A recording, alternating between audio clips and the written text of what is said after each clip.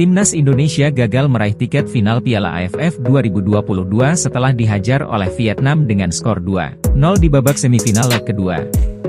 Kekalahan ini sekaligus mengubur mimpi Timnas Indonesia untuk meraih gelar juara Piala AFF 2022. Shin Tae-yong selaku pelatih Timnas Indonesia meminta maaf setelah gagal membawa skuad Garuda ke final Piala AFF 2022. Ketika kalah, tidak ada kata lain selain maaf. Kami mengecewakan supporter yang ada di Indonesia, ujar Shin. Dia merasa menyesal dengan kekalahan yang dialami Indonesia pada leg kedua kontra Vietnam. Menurut Shin Tae-yong, masih ada banyak pekerjaan yang harus dilakukan untuk memajukan sepak bola Indonesia. Pelatih berusia 52 tahun itu tentu saja merasa kecewa karena Timnas Indonesia gagal. Apalagi sejak awal Shin Tae-yong menargetkan Timnas Indonesia untuk bisa meraih gelar juara di Piala AFF 2022 ini. Hal ini karena Shin Tae-yong ingin membawa Timnas Indonesia memecahkan kutukan buruk di ajang 2 tahunan ini. Sejak direkrut PSSI pada akhir 2019. Pencapaian Shin Tae-yong bersama Timnas Indonesia hanya sampai runner-up Piala AFF 2020 dan medali perunggu SEA Games 2021. Selain itu ia juga membuat peringkat Timnas Indonesia dalam ranking FIFA meroket hingga ke posisi 151 dan membawa tim senior dan Indonesia U19 lolos ke putaran final Piala Asia 2023. Lalu bagaimana dengan nasib Shin Tae-yong? Karenanya setelah kegagalan ini suara publik terpecah. Ada yang meminta Shin Tae-yong dipecat PSSI, namun ada juga yang berharap dipertahankan.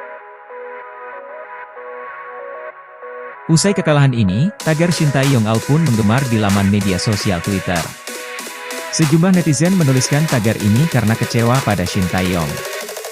Tagar itu menggema lantaran sebagian netizen benar-benar ingin Shin Tae-yong mundur dari pelatih Timnas Indonesia. Sejumlah alasan menjadi faktor, salah satunya karena besarnya gaji pelatih asal Korea Selatan itu yang mencapai 1 miliar rupiah per bulan, namun gagal memberikan prestasi. Sementara itu sebagian warganet ingin ia mundur karena kasihan dengan karir pelatih 52 tahun tersebut. Shin Tae-yong dianggap memiliki kapasitas membuat tim lebih baik, akan tetapi karena kualitas pemain Indonesia yang terbatas, sehingga skuad Garuda tetap jalan di tempat. Perlu diketahui Timnas Indonesia hanya menempati posisi ke-151 ranking FIFA per 22 Desember 2022, sementara Vietnam jauh lebih unggul di tangga ke-96. Vietnam adalah peserta Piala AFF 2022 dengan peringkat FIFA tertinggi, disusul Thailand di urutan ke-111, Filipina ke-134, dan Malaysia ke-145. Melawan Vietnam, tim yang peringkat FIFA-nya berselisih 55 posisi, Timnas Indonesia terpaksa menelan kekalahan dengan agregat 2-0 di babak semifinal Piala AFF 2022. Ketua Umum PSSI, Muhammad Iryawan mengungkapkan dalam unggahan Instagram-nya. Telah sama-sama kita saksikan bahwa Timnas Indonesia harus mengakui kekalahan atas tuan rumah Vietnam 2-0 di leg kedua babak semifinal AFF Mitsubishi Electric Cup 2022.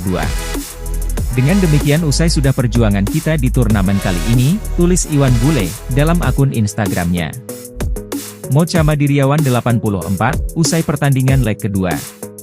Sepanjang laga saya melihat bahwa anak-anak Timnas Indonesia sudah mengeluarkan segenap daya upaya dan telah berjuang sekuat tenaga. Keinginan untuk menang terlihat meski pada akhirnya harus kita akui keunggulan Vietnam yang kini menempati ranking 94 di FIFA, lanjutnya. Iwan Bule berharap kegagalan ini dijadikan pelajaran.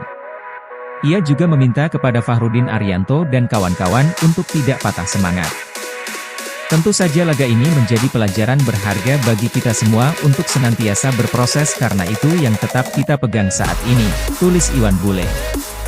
Dalam sepak bola pada gilirannya harus ada pihak yang menang dan pihak yang kalah. Kalah bukanlah suatu hal yang memalukan. Selama kita tidak menyerah. Tetap tegap Garudaku.